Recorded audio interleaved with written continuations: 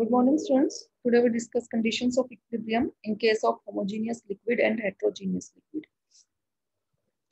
In case of homogeneous liquid, density of liquid is constant. ये हमने definitions starting में की थी homogeneous और heterogeneous liquid में कि homogeneous liquid में जो density है हमारी वो क्या है? constant है. अगर density constant है तो कर ली rho by कर ली x, कर ली rho by कर ली y, कर ली rho by कर ली z. इस items क्या हो गई? 0 हो गई. तो ऊपर वाले अभी हमने जो ऊपर आर्टिकल किया था उसमें इक्वेशन 5, 6 और 7 इक्वेशंस थी. उन इक्वेशंस में हमारा कर ली रो बाय कर ली एक्स कर ली row by means right hand side जो है वो हमारी 0 बन रही है. तो इक्वेशन 5 हमारी क्या में किस में रिड्यूस हो गई कि कर ली z by curly y is equal to curly y by curly z. Similarly equation 6 reduces to curly x by curly z is equal to curly z by curly x and equation 7 reduces to curly y by curly x is equal to curly x by curly y.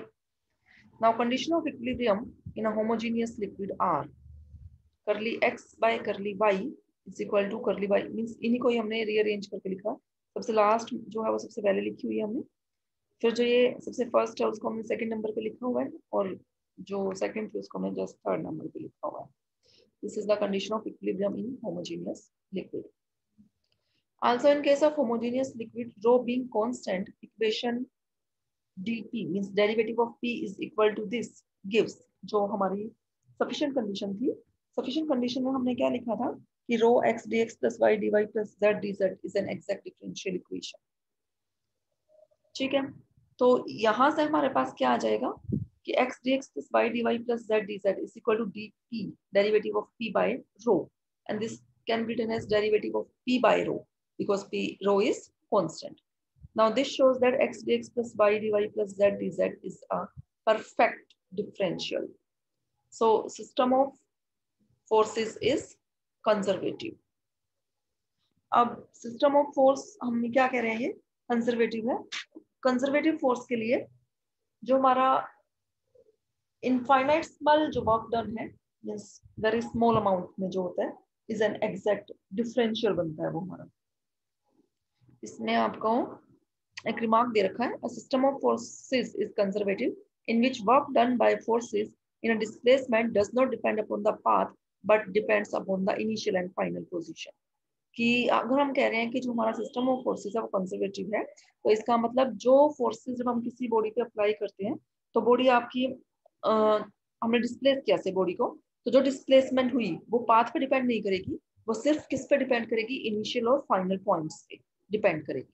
और इस case में means force conservative के लिए हमारा result क्या है कि x dx plus y dy plus z dz is equal to minus of dv where v is called potential function. Means जो हमने डेरिवेटिव ऑफ v लिखा है इस v को हम क्या बोलते हैं, पोटेंशियल फंक्शन बोलते हैं. तो हमने यहाँ इसको कैसे लिखा कि हम क्या कह रहे हैं इसको कि अगर हमारा रो कांस्टेंट है तो x dx plus y dy plus z dz को हम कैसे लिख पा रहे हैं, डेरिवेटिव ऑफ p by रो.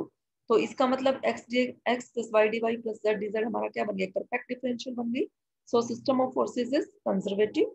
और अगर system of force conservative means अगर हम इस टर्म को अगर हम डेरिवेटिव ऑफ सम फंक्शन लिख पाए तो ये हमारा क्या बनेगा, कंजर्वेटिव फोर्स. और कंजर्वेटिव फोर्स की डेफिनेशन हम क्या बोलते हैं, this is equal to minus of dv बोलते हैं. तो अगर हम इनको कंपेयर करें यहाँ से तो ये क्या आ जाएगा, derivative of p by rho is equal to minus of dv. तो मीन्स यहाँ से p by rho on integrating we get this is equal to minus b plus c where c is constant of integration. अब हम बात कर रहे हैं in case of heterogeneous liquid. Heterogeneous liquid के केस में हमारे पास, होमोजीनियस लिक्विड के केस में तो हमने क्या बोल दिया था कि जो हमारी डेंसिटी है जो हमारी रो है वो क्या है, कांस्टेंट है, रो इज कांस्टेंट. अब लेकिन यहाँ इस केस में ऐसा नहीं है. तो हमारे पास रिजल्ट क्या है, इक्वेशन 1 से हमारे पास क्या था, कर ली p bye curly x means जो हमारे पास था रेट ऑफ चेंज ऑफ क्या pressure is equal to product of density multiplied by the external force in that direction. ठीक है, ये तो x डायरेक्शन में, ऐसे ही हमने इसमें लिख दिया y डायरेक्शन में. Now differentiating this equation with respect to y तो हमारे पास क्या आया, कर ली 2p bye curly y curly x is equal to curly y of rho x. As curly 2p curly y curly x is equal to curly 2p curly x कर ली y. क्योंकि अभी हमने क्या कहा था कि जो p हमारा x y z का फंक्शन है और x y z ये आपस में इंडिपेंडेंट वेरिएबल्स हैं तो हम x के रिस्पेक्ट में डिफरेंशिएट करें पहले या y के रिस्पेक्ट में, इससे कोई फर्क नहीं पड़ता, इसलिए ये हमारे क्या है, इक्वल है। सो curly curly y of rho x is equal to curly curly x of rho y, क्योंकि ये दोनों इक्वल हैं। और इसको हम कैसे लिख पा रहे थे, करली curly y of rho x, इसको हम कैसे लिख पाएंगे, करली curly x of rho y। ठीक है। सिमिलरली देखो ये हमने लिखा ना करली पी बाई करली वाई, जब इसको हमने डिफरेंशिएट किया तो करली 2p करली x करली y क्या आया, करली curly x of rho y आया। और अब हम क्या कह रहे हैं इस इक्वेशन से, ये दोनों इक्वल हैं, तो इसका मतलब करली 2p करली y करली x किसके इक्वल है, करली 2p करली x करली y के इक्वल है। It means curly curly y of rho x किसके इक्वल है, curly curly x of rho y। Similarly curly curly z of rho x किसके इक्वल हो जाएगा, curly curly x of rho z। Means आप क्या करो, इसको साइक्लिक ऑर्डर में जस्ट चेंज कर दो।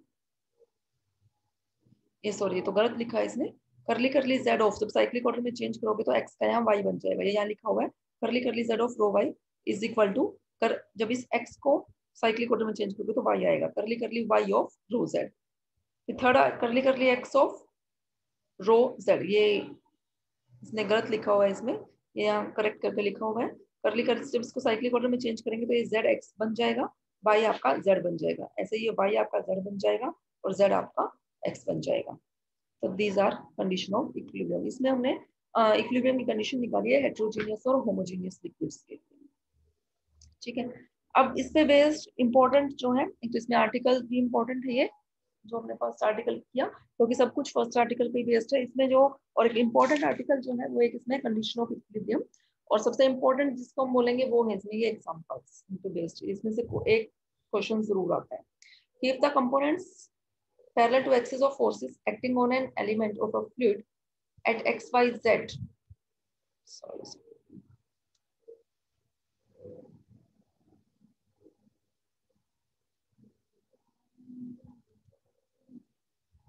कि कंपोनेंट्स जो हैं, फोर्सेस के components parallel to X Y Z किसके प्रोपोर्शनल दे रखे हैं, हमें इनके प्रोपोर्शनल दे रखे हैं। शो क्या करना है, show that equilibrium is possible. अगर इक्विलिब्रियम पॉसिबल है तो 2 lambda is equal to 2 nu is equal to 2 nu is equal to 1। अब जो हमें force components X Y Z है वो इनके इक्वल नहीं है, इनके प्रोपोर्शनल है। मींस कांस्टेंट ऑफ प्रोपोर्शनैलिटी कुछ ऐड करना पड़ेगा, वो इसने यहाँ के ऐड किया हुआ है कांस्टेंट ऑफ प्रोपोर्शनैलिटी। तो एक्स वाई जेड नोन है हमें।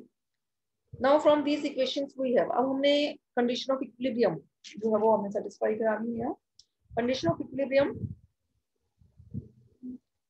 क्या है हमारी, कि x करली रो बाय करली y माइनस करली z बाय करली y plus, means equation number 4 में लिखा हुआ है this is equal to 0। Equilibrium is possible अगर ये इक्वेशन हमारी सेटिस्फाई हो जाती है। अब इस इक्वेशन को चेक करने के लिए हमें क्या क्या निकालना पड़ेगा, जो हमारे पास x कैपिटल x है, capital x means force component in x direction, उसका derivative with respect to y और with respect to z। Means x direction में फोर्स है तो जो डेरिवेटिव लेंगे वो दूसरी दो डायरेक्शंस में लेंगे। ऐसे y क्या है, component of force in y direction, तो जो उसका डेरिवेटिव लेना है वो आपने x और z डायरेक्शन में लेना है। ऐसे z जो है आपके पास, this is the component of force in z direction, तो इसका डेरिवेटिव आपने x और y डायरेक्शन में लेना है। ये हमें इसके रिक्वायरमेंट है कि हमने कैलकुलेट कर लिए। अब यहाँ इसमें आपने पुट करने हैं, एक्चुअल में टर्म्स काफी लेंथी आएंगी तो इसलिए 1 बाय 1 टर्म कंसिडर करके सोल्व कर रहे हैं। तो पहले फर्स्ट टर्म इसने कंसिडर की, जस्ट वैल्यूज रखी है, फर्स्ट टर्म जो कंसिडर किए वैल्यूज पुट किया और फिर हमने इसको सोल्व किया है, हमारे पास इक्वेशन 5 आ गई। सिमिलरली इक्वेशन 4 की हमने सेकंड टर्म कंसिडर की, सेकंड टर्म को हमने सोल्व किया, थर्ड टर्म कंसिडर करके उसको सोल्व किया इक्वेशन नंबर 7 में।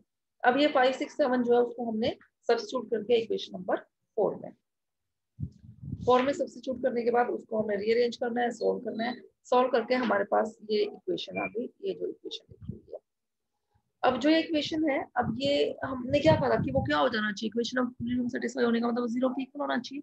तो हम कह रहे हैं कि इक्वेशन कब सेटिस्फाई होगी, this is satisfied, this is true for all values of X Y and Z, X Y Z की हर वैल्यू के लिए ट्रू है। तो इसका मतलब इनके कोएफिशिएंट्स क्या हो जाने चाहिए, 0, जैसे lambda plus new minus 1 0, lambda plus new minus 1 0 और न्यू प्लस न्यू माइनस 1 भी 0। यहाँ से अब यहाँ देखो these are 3 equations and 3 unknowns में है, तो इनको आपने सोल्व करना है, सोल्व करके यहाँ से आप लैम्डा म्यू और न्यू की वैल्यूज कैलकुलेट कर सकते हो। तो लैम्डा म्यू और न्यू की वैल्यूज आपके पास क्या आ गई है, 1/2 आ गई। आपको जो ये फर्स्ट क्वेश्चन था, फर्स्ट क्वेश्चन में यही निकालना था कि इक्विलिब्रियम अगर पॉसिबल है तो आपको लैम्डा म्यू और न्यू की वैल्यूज कैलकुलेट करके निकालना था। ओके स्टूडेंट्स, बाकी हम नेक्स्ट लेक्चर में डिस्कस करेंगे।